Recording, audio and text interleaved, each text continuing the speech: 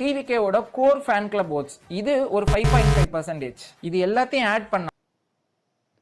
Okay, இந்த video நீங்க பார்த்துருப்பீங்க. இந்த வீடியோல பெர்சன்டேஜ் அப்படின்ற ஒரு டேர்ம் இருக்கும். ஸோ பெர்சன்டேஜ் அப்படின்னா நாங்கள் அதை சதவீதம் அப்படின்னு தமிழ்ல சொல்லுவோம். ஸோ இங்க சொல்லப்பட்ட விஷயம் சரி, ஆனா சொல்லப்பட்ட இடத்துல யூஸ் பண்ண அந்த வேர்ட் போல ஸோ அது என்ன அப்படின்றத பார்ப்போம்.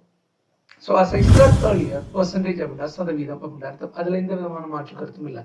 பெர்சன்டேஜ் அப்படின்ற terms highest percentage, lowest percentage, equal percentage அப்படின்ட்டு நம்பர் சொல்லாம ஃபிகர் சொல்லாம சொல்லப்படுற இடங்கள்ல சொன்னால் ஓகே. ஆனால் when it associate with the numbers, நம்பர்ஸோடு சேரும்போது you should avoid percentage.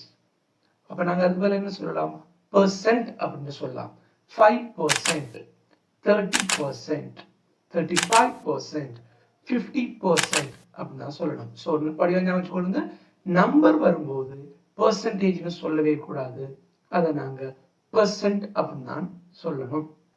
Just remember this. Small changes with this can make you better in English. Thank you.